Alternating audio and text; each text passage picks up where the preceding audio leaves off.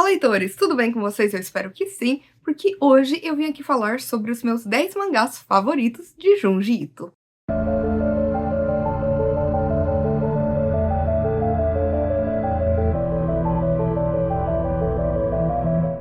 Gente, nós estamos no agosto cósmico, que é um momento onde eu acabo aqui focando mais em horror cósmico, que é um subgênero que eu tanto amo e que foi criado por H.P. Lovecraft. E, logicamente, quando a gente fala de Lovecraft, a gente pensa na pessoa horrível que ele era. Ele era extremamente racista, ele era machista, ele era elitista, ele era xenofóbico e tudo de pior. No entanto, ele também criou uma grande mitologia, um grande panteão de deuses, o cosmicismo que acabou, de certa forma, sendo referência e inspirando muitos autores e artistas ao longo dos anos, inclusive hoje em dia. E o mangaka que mais se inspira em H.P. Lovecraft e no cosmicismo na hora de criar suas histórias é ele, Junji Ito, que é meu mangaka favorito, ele é o meu contador de histórias favorito. Eu acho que a maneira com que ele acaba escrevendo suas histórias, colocando ali no papel, ilustrando tudo, é algo ímpar. E desde que eu tive meu primeiro contato com o Junji Ito, eu nunca mais consegui parar, sabe? Eu fiquei totalmente viciada e eu li basicamente quase tudo que ele publicou até hoje. E, portanto, eu decidi fazer esse top 10 contando aqui pra vocês os meus mangás favoritos do Junji Ito. E eu já vou falar, gente, que todos os mangás que eu falar aqui são 5 estrelas. Tem, logicamente, os meus favoritos, porém, no geral, todos eles foram 5 estrelas. Todos são maravilhosos, são fantásticos e eu recomendo todos. E agora sim, vou ranquear aqui pra vocês os meus 10 mangás favoritos de Junji Ito. Então, vamos lá!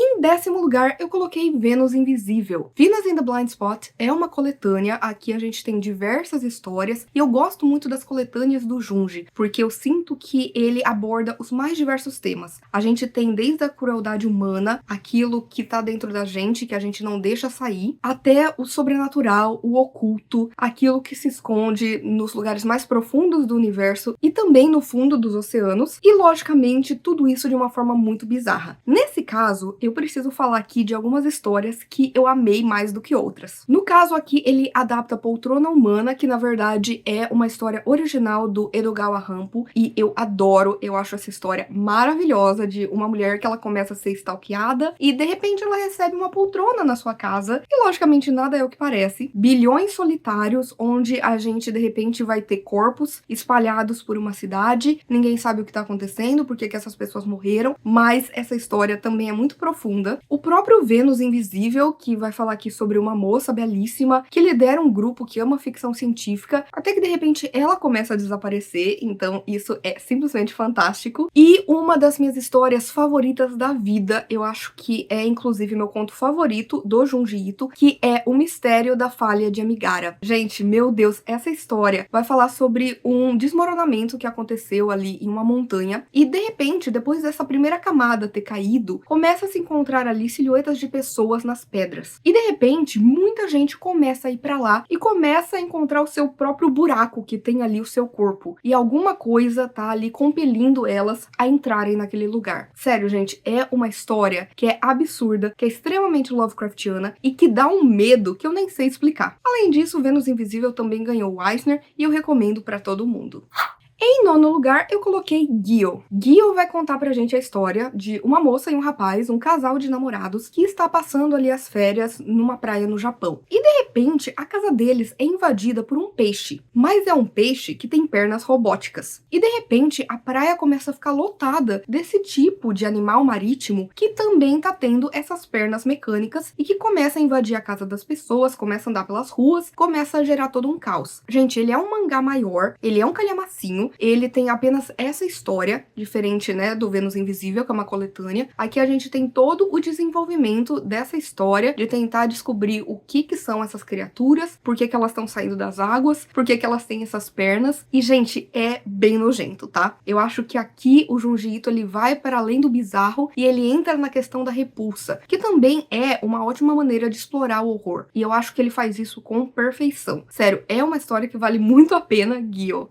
E em 8º lugar, Black Paradox. Black Paradox também tem uma história única, onde nós somos apresentados a 4 personagens que acabam se conhecendo em um site que é o Black Paradox, que é exatamente para pessoas que não querem mais continuar vivendo. E E aí eles decidem que eles vão acabar com suas vidas juntos. Só que de repente, vários imprevistos vão acontecendo. Desde eles encontrarem ali os seus duplos, os seus doppelgangers, ou até mesmo um deles ter uma experiência de quase morte e voltar do outro lado cuspindo gemas incríveis e maravilhosas que contêm almas do outro mundo. Assim, eu acho que muita gente pode achar essa história repetitiva, porque a gente tem capítulo atrás de capítulo com essa coisa de eles querem terminar com tudo, mas eles não conseguem por vários motivos. Só que é muito interessante a gente ver cada um dos personagens, a motivação deles, todos eles tiveram backgrounds bem diferentes, todos eles são bem diferentes, e a maneira como Junji Ito trabalha aqui, desde a questão da crueldade humana até esse mundo sobrenatural que a gente não sabe o que é simplesmente maravilhoso. Então eu super recomendo pra vocês Black Paradox.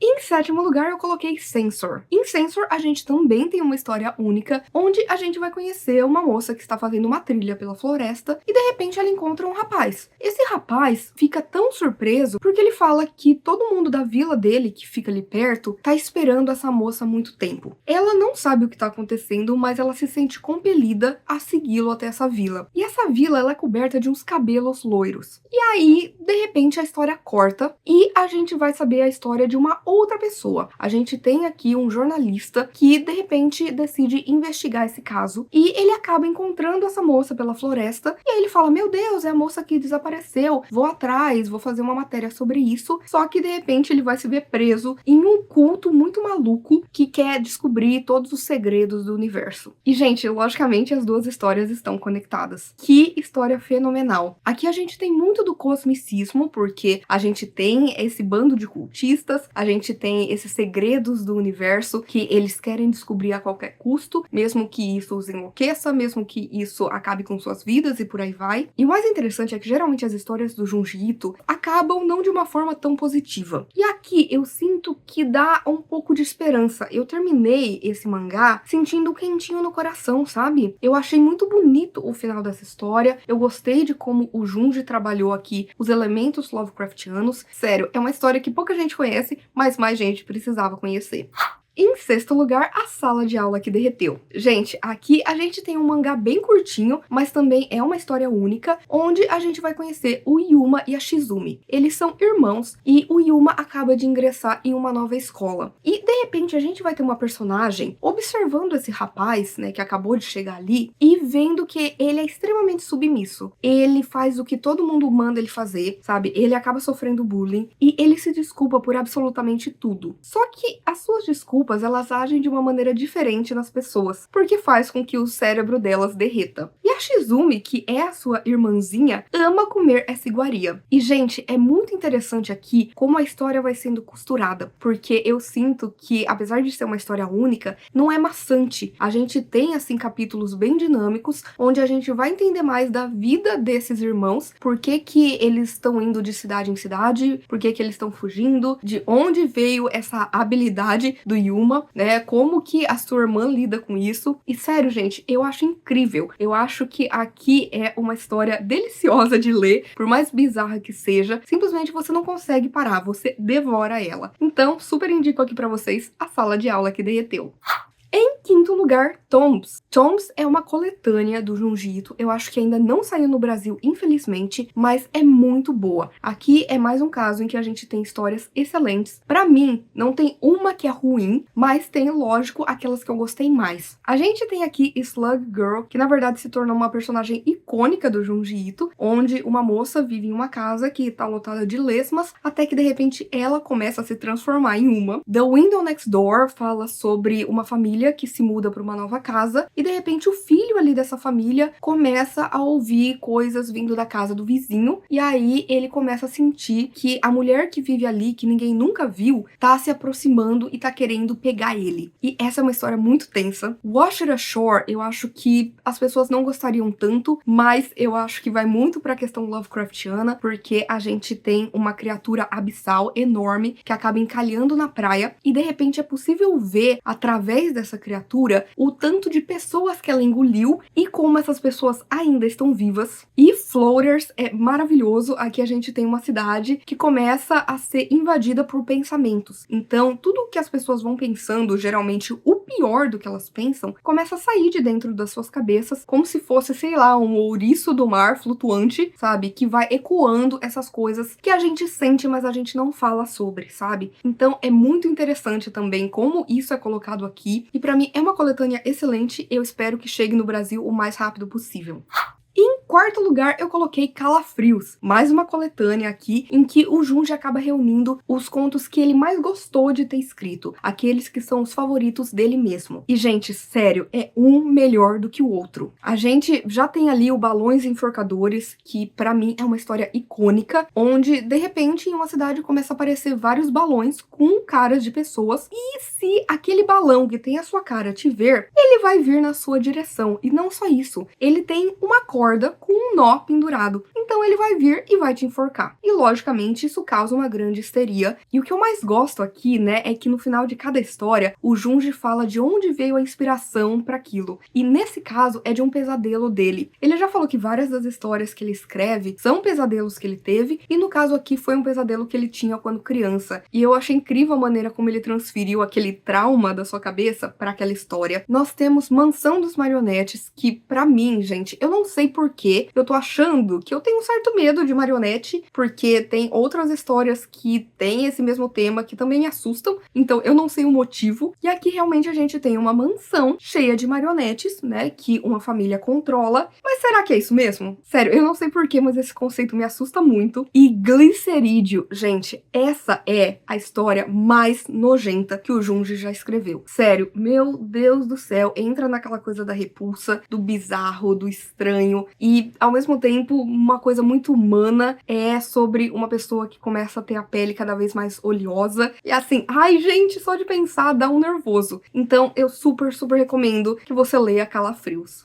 Indo agora para o top 3, em terceiro lugar eu coloquei Fragmentos do Horror. Gente, Fragmentos do Horror foi o meu primeiro contato com o Junji Ito, e a partir daí eu não parei mais. Eu li essa coletânea e eu falei, meu Deus, eu quero ler tudo que esse homem já escreveu. E aqui a gente tem histórias muito marcantes. A gente já começa com o futon, onde a gente vai conhecer um rapaz que ele fica deitado o tempo inteiro no seu futon e ele começa a ver coisas bizarras, ele começa a sentir coisas estranhas, ele começa a ter visões assim alucinantes, e quando a gente descobre o motivo é de explodir a cabeça. A gente tem Suave Adeus, que pra mim é uma história extremamente melancólica, muito bonita, até diferente do que o Junji geralmente coloca, porque ele vai sim pra essa coisa melodramática, essa coisa da melancolia em outras histórias, mas não da maneira como ele faz aqui, e também acaba refletindo muito, né, da influência dele de ser um homem japonês. Então a gente tem muito da cultura japonesa aqui. Pássaro Negro, pra mim, é um grande destaque, porque a gente tem a história de um rapaz que está escalando montanhas, ele acaba se machucando e não tem ninguém por perto. Então ele fica ali, né, à deriva pra morrer. Só que de repente vem um pássaro muito estranho e começa a alimentá-lo. E isso faz com que ele vá vivendo,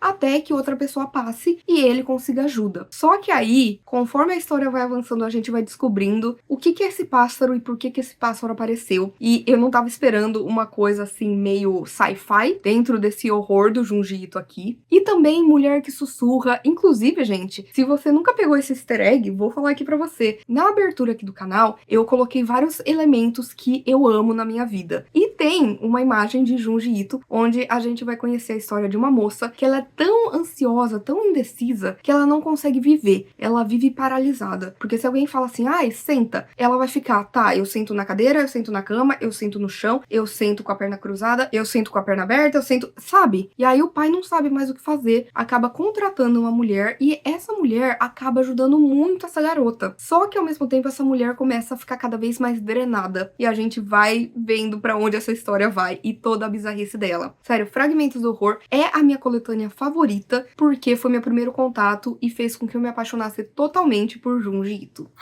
Em segundo lugar, logicamente, eu precisava falar de Uzumaki. Uzumaki é conhecida como a grande obra-prima do Junji Ito e eu entendo muito por quê. A gente também tem aí um calhamaço que vai contar uma história única, onde a gente vai ter uma cidadezinha costeira que de repente começa a ser assombrada por espirais. E assim, eu não sei como explicar que, na verdade, você acaba ficando com medo dessas espirais. Me lembra muito A Cor que Caiu do Espaço, do Lovecraft, onde a gente tem, né, uma história onde uma cor caiu do céu e, de repente, essa cor começa a influenciar as pessoas, começa a assombrar as pessoas, muitas coisas vão acontecendo e a gente tem a mesma coisa aqui, só que é através dessa forma espiral. E, gente, sério, dá um medo, porque conforme você vai lendo, você entra na obsessão dos personagens e você vai percebendo espirais no seu dia a dia, e isso também vai aumentando sua paranoia. Só que, gente, é muito especial aqui a gente ver a protagonista descobrindo o que tá acontecendo e tem um final totalmente Lovecraftiano. Cosmicismo é pesadíssimo aqui, é uma história que vai ficar com você e que, particularmente, eu acho que é extremamente marcante. Então, sério, se você ainda não leu, corra pra ler Uzumaki.